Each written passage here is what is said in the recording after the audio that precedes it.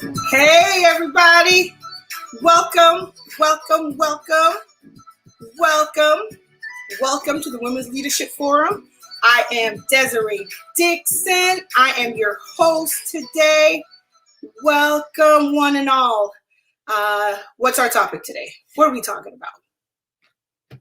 Always about moving forward. And today's specific topic is COVID and its impact on all relationships. But before we get into that, do a little bit of background plug. For those of y'all who don't know me, the Women's Leadership Forum is here every Monday, Wednesday, and Friday at 6. But specifically, I am here every fourth Wednesday at 6 p.m. You can find us, follow us on Facebook Live and YouTube. But for ongoing information, find us at forwardwlf.org. But again, we are here every Monday, Wednesday, and Friday, 6 p.m., giving out great information, tips on women, workforce, mental health, physical health, you name it. We're talking about it. All right. But today, specifically, we are talking about COVID. We're at that point now, finally, where things are starting to open up again. Right? There are lots and lots of things happening and people are going out, and presumably this is the time that we've all been waiting for, right? Maybe. What I have noticed with my clients is that for many of them, what's happening now is they're noticing the impact that it's had on relationships, all relationships. So let's break that down today. First, we're going to talk a little bit about how it's impacted our intimate partner relationships. Now, before I dive into that, one of the things that's really, really helpful is if y'all are throwing me comments and questions and things that are standing out for you, or anything that you want me to do a little deeper dive in. All right, let's make this as interactive as possible. Okay. So as far as relationships, intimate partner relationships, some of the things I've noticed, I've heard clients, referencing are how COVID has exposed some of the challenges in those relationships. Prior to COVID, many clients felt they had solid relationships, but those relationships were supported by the ability to engage in lots of different activities, whether it was activities with other people or just hobbies, things like that. And once COVID showed up, this god-awful pandemic closed all of that, shut all of that down. And then folks realized that their relationships were only thriving because of these things. And now they had to spend all this time together. What did that look like? What did it feel like? And for many people, it was really tough. And it's still really tough. I mean, couples therapy right now, the demand for it is probably at an all-time high, right? I and many of my colleagues that have private practices cannot even keep up with the demand. It is so just off the chain, right? And I think the most important things that people are looking for are how to communicate, better, how to move out of this time in a way that they don't end up at the, in divorce. Many relationships that I was working on with couples prior to or during COVID, unfortunately didn't make it, right? So we're going to talk a little bit later on some tips and how to work through that. Some questions are coming up in the chat. Let me get to them before we get too far ahead. Hey, Jamise. So someone asked to speak on tolerating your partner with increased time spent together. Yes, that is the biggest thing, right? Recognizing that you had to spend the time alone together. Now, what came up out of those out of those conversations. Some of it was really, really good. I mean, I had clients who were struggling, and by the time COVID was done, they were getting engaged, getting married, because that concentrated time allowed them to really, really have those conversations and really, really dig deep and dive into some of the challenges that were keeping them from making those big decisions and making those big moves, right? So once they were able to do that, they were able to move forward. But for many folks, it was a struggle. And like Leah asked here, how to work with that. So I was going to do the tips at the end, but since the questions come up, let me just speak to that. So what are some of the things that you all, as a couple, what are some of the things that you all have in common? And even if not necessarily things in common, what are some of the things that you're noticing that are hobbies, shared values, shared interests, right? That you can do together, right? If the answer is not a whole lot, well, that's where it starts. You know, let's have some conversations about what can we do together now, right? What are things, places we can go, things, goals we have, and even if they're not exactly the same, right? Being in a relationship means there's a shared interest. Yes, Jimmy's being able to relax.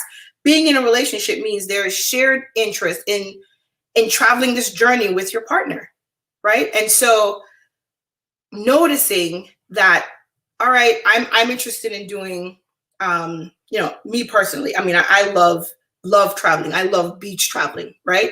Well, my partner may not be interested in that. You know, they may want to do more, sightseeing type things. Well, all right. So what did we do over the COVID? We traveled virtually, got an opportunity virtually to check out some of these places that I'm sure at some point we'll visit in person, right? So we just got creative. You got to get creative, y'all, in terms of trying to find things. And if you're still not ready to head out there into the world, continuing to find things that you all share that you can do together, right? So yes, ask each other, what are your shared interests? And if they're not shared, sharing what some of your interests are, right? And how your partner can share in that. How can you both be engaging in and sharing in each other's activities? That's what you need to do at the end of the day, right? So Jamie said, being business owners together and seeing each other all day, every day is a lot. Absolutely. Absolutely. And so it's okay to take some time. It's okay to take some time and just chill. Take some time apart, just like you did before COVID. It's okay. I mean, everyone has like different living situations. So as I say that, I'm thinking about couples who I worked with who lived in apartments and were like, oh my gosh, this place is so small. I never get peace and time away. Well, go for walks, different things, right? Try different things, but you all have made it through the toughest time, right? Y'all have made it through the toughest time. Now you're in a place where you can start to pick up back on those activities. So start doing that. Start doing that. All right. Now let's look at some of the relationships with friends and family. All right. You notice that during this time, again, a lot of what was the expectation was spending time together, traveling and that sort of thing. Well, now you have to spend a lot of time virtually. What did you learn about your friends and family, right? How did you get through that time? Maybe you learned that y'all are not as close as maybe you thought you were. Maybe you learned that there were things in the relationship that were an issue that, again, just seeing each other every now and then, hanging out, you didn't have to deal with. Well, now you had to address them, right? How do you move forward from that? How do you now heal from things that again, being alone with your thoughts or in these more intimate conversations, because that's what was called for during that time, things came up, right? Or even just time you spent alone with yourself, that you were able to do some deep self-analysis, where you were able to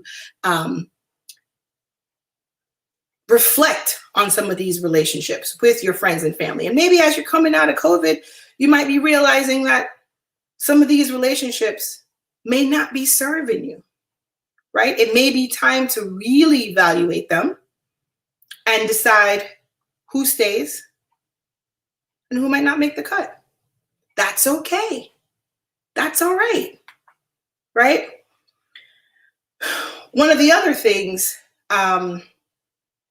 that's come up for clients with friends and family is now that things have reopened, how do we then move back into if things weren't so good before, how do we move into a space now where we heal? All right, how can we do that? We can start to have these conversations, whether it's virtually, over the phone, in person, whatever, whether it's having someone, mediate some of these conversations, a friend, another trusted family member, or maybe it's time to look at talking to someone professional. If these are things that are showing up that are really impacting the relationship, that are causing a lot of rift, that are weighing down on the ability to just enjoy the relationship, it may be time. It may be time to seek out a professional to help navigate, right, some of these conversations. Just something to think about.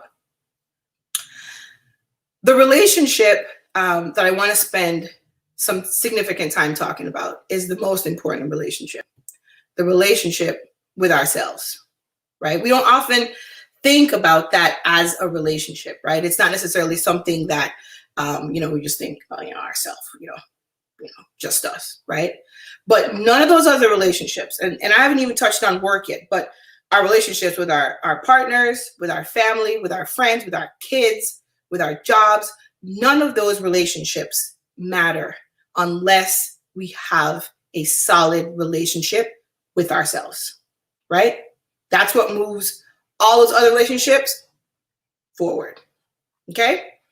So one of the things that may have come up, it's come up for a lot of clients, is feelings around safety, lots of anxiety, or lots of feelings of grief and loss around losing someone or losing something during this time of COVID, right? Or questioning your judgment. Maybe it's like you're looking at your list, you're looking at all the things that you wanted to be doing, or feel like you should be doing or should have accomplished, right? And some of those things may have brought you joy over the last year and a half, and then others may be causing you some sadness, right? We got to take a look at that, or looking at the list and looking at the clock and saying, oh my God, time's running out. I haven't done this, and I haven't done this, and I haven't done this, and I got to do this, and when am I going to do it? Right? That's probably the single most common thing that's come up over this time. This feeling of grief, this feeling of I've lost something, and there are folks like my family who lost folks during this time, to COVID and for other reasons. But there are also symbolic losses, right? There were lots of activities and lots of parts of our personality, parts of our identity that was tied into many things that we were doing before COVID that, without any warning, was gone. And so we had to think about who we are and redefine ourselves without those activities, without those identities, right? And we're still noticing that it's still a struggle. Yes, Jimmy's loss of connection to others. Absolutely. There are two buckets of folks. There are those who, I'll tell you a story about a client. who felt really, really, really sad about all the sporting activities that she used to be engaged in, and just how, like, in terms of her self-care, everything was about being around others. She would be involved in sports, competitive sports, and then she did a lot of yoga and a lot of meditation, and most of that was at a studio or at a gym or with others. Here comes COVID, and she doesn't have any of that. Man, the deep depression that hit her was, it was a lot. And so a big part of that was figuring out, all right, well, if I don't have that, what do I do? Trying to encourage her to be okay with biking and riding and doing these things by herself was not easy, right? Doing yoga online at home just didn't feel the same, because as an extrovert, connecting with others was and is a big part of who she is, right? So that was a loss. That was huge. But on the flip side, right, there were lots of folks, adult and children, who said, oh, thank God, not having to go anywhere, not having to feel the social pressures of having to do anything. COVID presented a relief. It was such a relief to not have to be on, and you didn't have to go to the place. You could just tell your friend no because COVID. Well, maybe you don't have that excuse anymore. And so the anxiety is coming. And so that grief is coming, because even though it was a really tough time for you, it was also a break from having to be on and having to engage when you didn't want to. Yeah, absolutely, Lulu. Okay? Tons of people. There is such a dread of what's to come, right?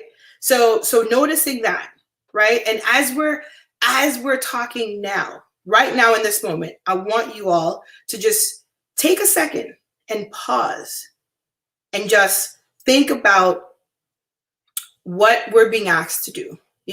For the most part, we think we trust the scientists, and we think we're in a place where things can reopen again.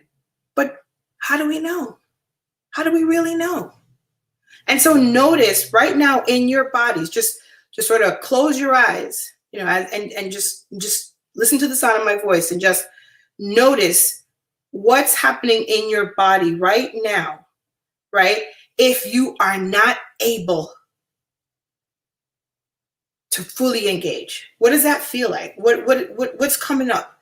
Is there trepidation? Are there things happening that are just too much? Notice that. Is there sadness? Are you feeling a little jittery inside? Right?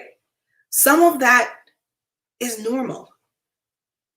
That's the first thing I want you all to understand. We engaged in something that was unprecedented. Okay? Unprecedented. And so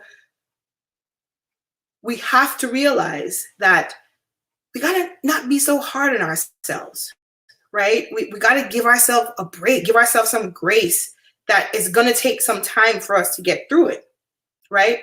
But for some of us, what COVID did was highlight, maybe even trigger some things around safety and trust. Someone mentioned being able to trust that the people in the public are vaccinated.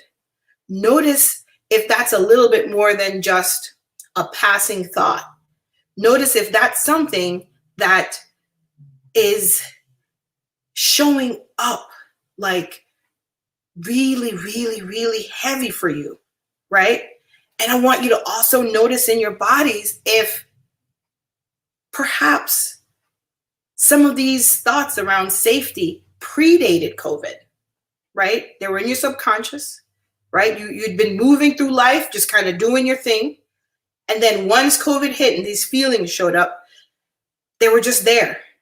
And they've just been there and heavy and feeling like every day you're trying to get up and keep going. And now that folks are saying, oh, it's time to start living again and doing all that, you're struggling to do it.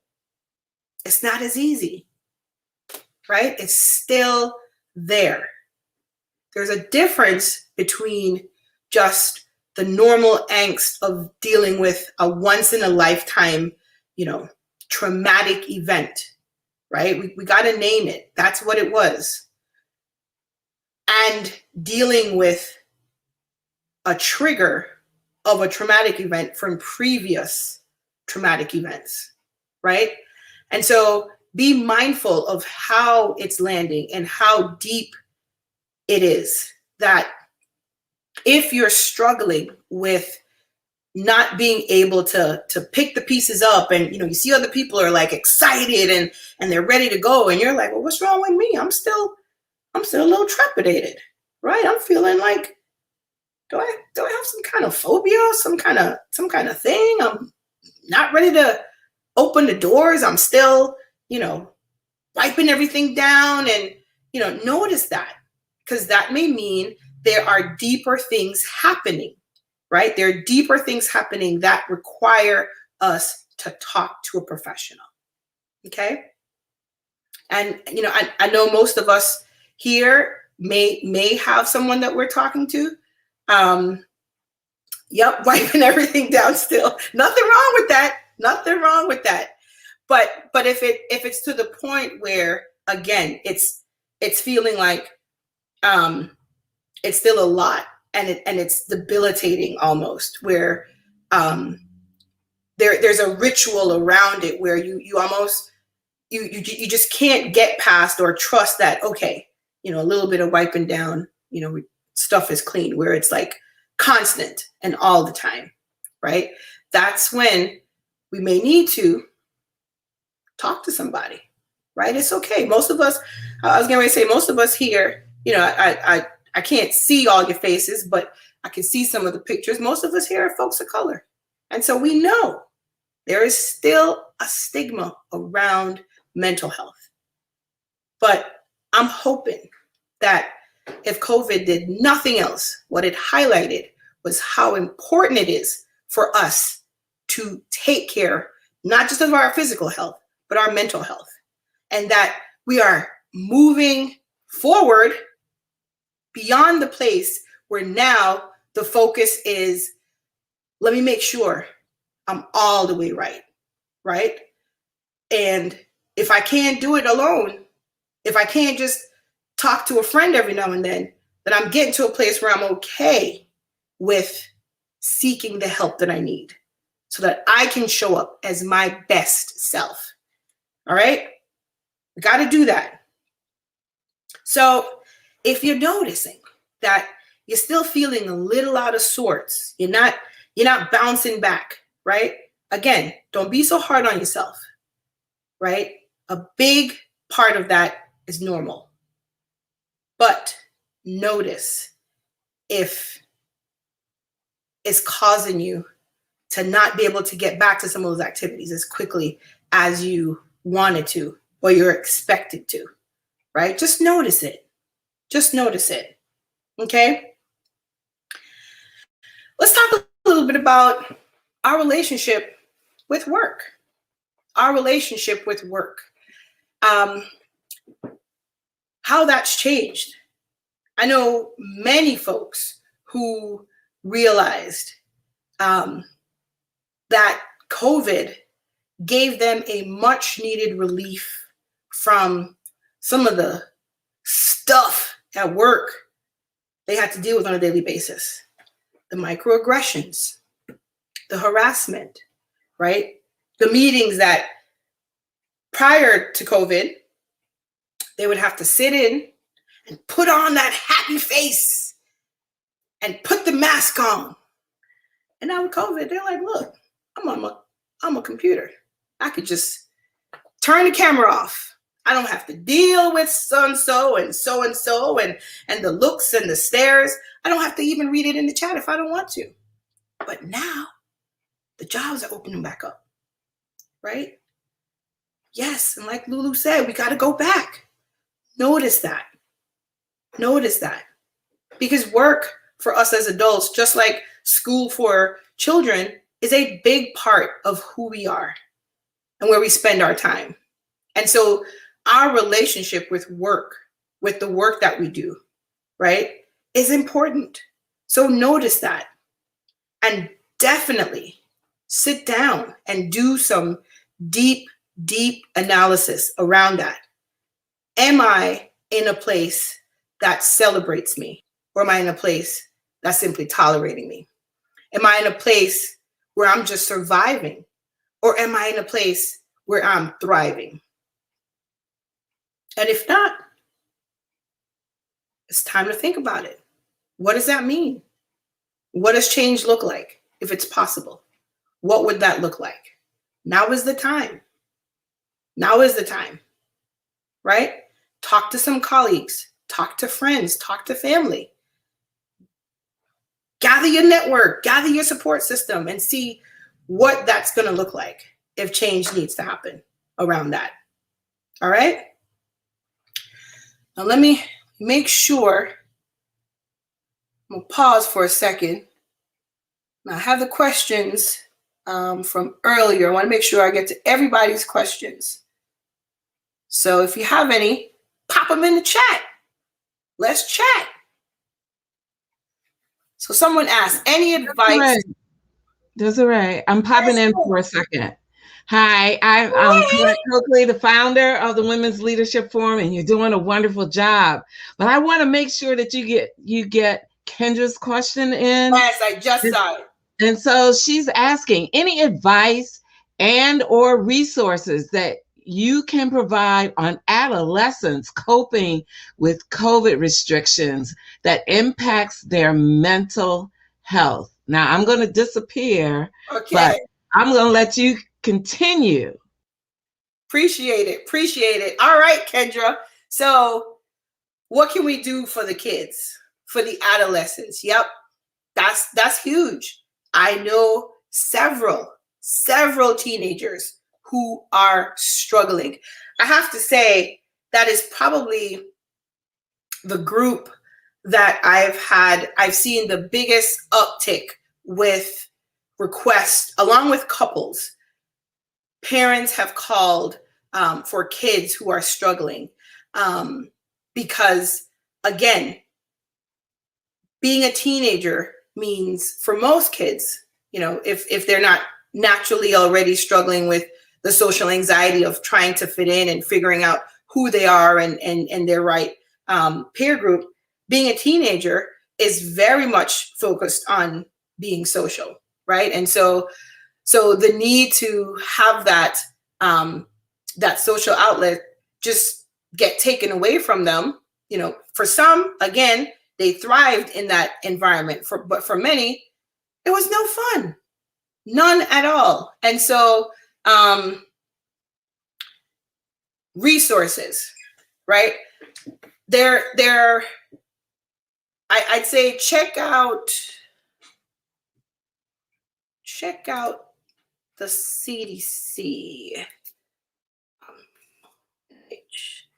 There are a couple of websites. I want to make sure I give you the right links. There are a couple of websites that talks a lot about that.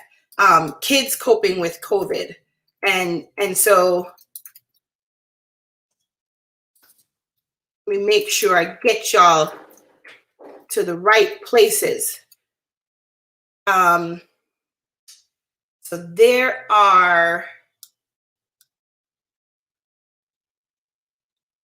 a few here. Man, it's a lot.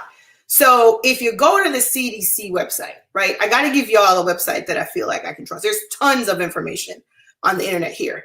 But if you go to the CDC website, check out, just Google adolescent kids and mental health.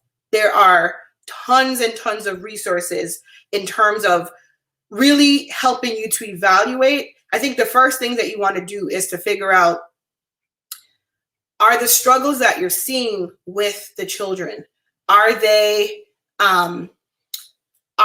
things that are that you as a parent can help them work through. Again, some of this is just time will help them heal from a lot of the losses that they've suffered. Some kids didn't even get to graduate the way they wanted to from high school. One of the biggest accomplishments of our time. A lot of kids didn't have the opportunity to walk the stage and do all that. So the first thing is to find the resources to help you evaluate if what you are seeing, some of the behavior, some of the emotional responses that you're seeing is normal and just the angst of being an adolescent going through a very, very difficult time. And it's something that you can help them with as a parent, or is this something that requires some support, right, from a professional? And as a matter of fact, in July or maybe August, on the way back, in that episode, I will bring on a couple of professionals, right, to help guide our conversation with a colleague of mine who works with kids, and so they can help to guide you on how to help the kids like get back out there doing their thing, right? And again, how to evaluate if some of these behaviors are things that you can help them navigate, or do you need to get some additional support on? Do you need to have them talk to someone who's a professional who can help them navigate, right? Who can help them navigate these waters and help them process some of their feelings in a way that, perhaps us as parents and aunties and that sort of thing, we can't really do. An independent professional who can help them with that, right? I think that's the biggest thing we need to look at right now with the kids, because they're struggling. Natalie mentioned developing a, thank you, Colette. You threw some of those websites into the chat. So take a look at those links, those CDC links. Natalie mentioned developing some anxiety with going outside. Absolutely. That's a big thing for everybody, right? Mary mentioned that many times as a mother, a wife, a friend, yes, we always put ourselves last. Absolutely. And so we have to remember, absolutely. Very, very valid point, Mary. That was going to be my ending, but I'll say it now and I'll say it again. We cannot manage any of these other relationships until we take care of ourselves.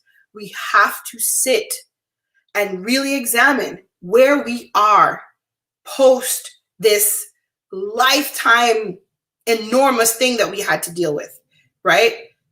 Notice where we are and how it's impacted us, and being able to not, with all those different hats that you mentioned, Mary, recognize that, as women, the expectation is that we just bounce back, right? And that we just get back out there and, start doing what we need to do. As a matter of fact, Mary, that point you just made, I remembered another important point, which is COVID highlighted for many women that most of the responsibilities are ours.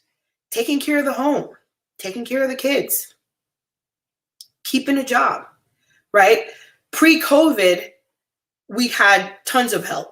We had nannies and we had all of this support, right? And even with having partners, when everything shut down, there were many couples who their partners looking at them like, well, what are you going to do? Right? Because that's your job.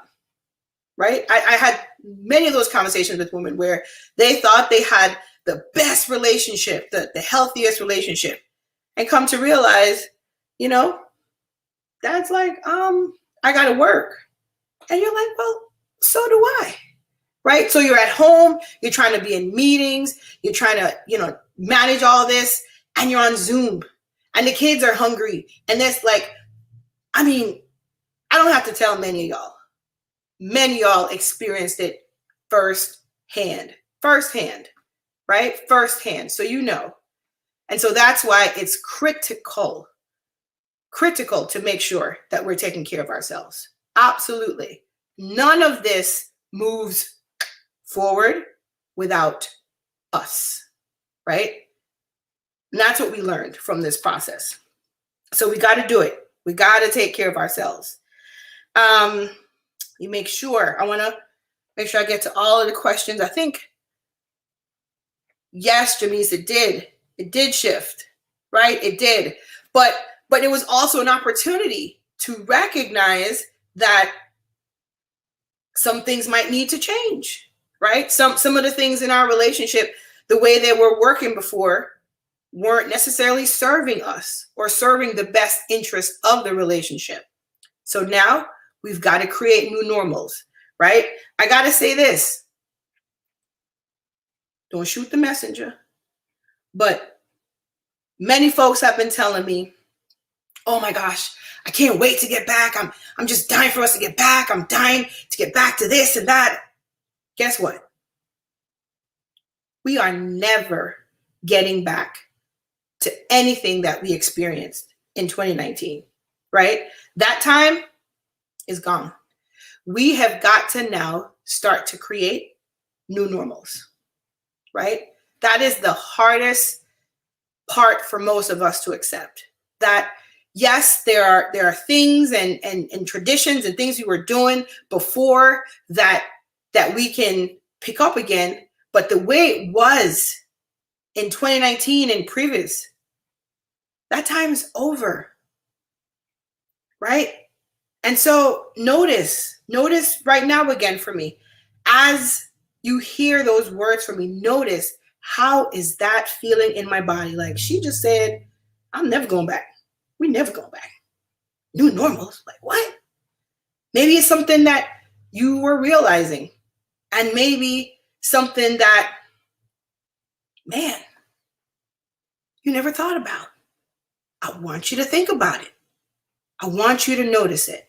I want you to notice it, that this is the time now to start to create those new normals.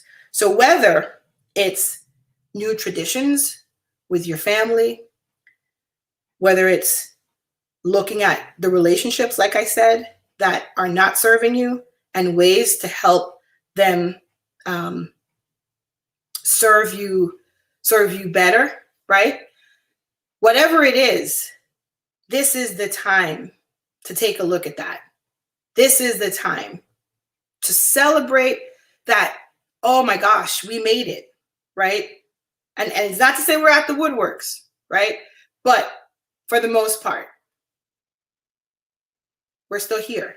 So let's celebrate that. Let's not just overlook that. But it's also an opportunity in that celebration to start to create some new normals. What does that look like? Is it time for a new job, a new position, a new career altogether? Are the relationships working? If not, then what? Then what? Right? Any questions? Any questions, last minute questions before we wrap up? Talk to me. Talk to me.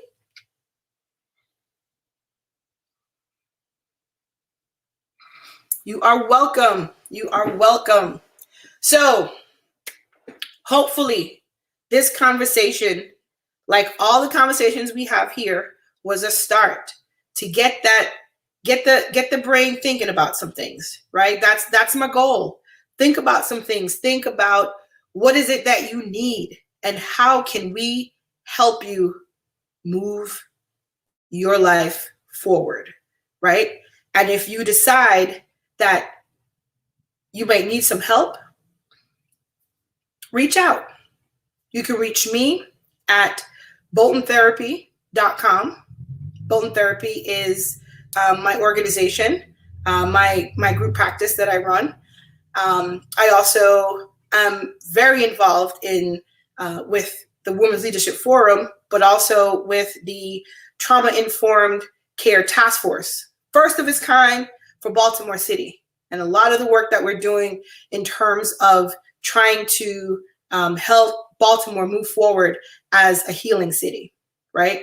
So much is happening in the world, and so much that we need to heal from, right? So notice how that's showing up for you on a personal level.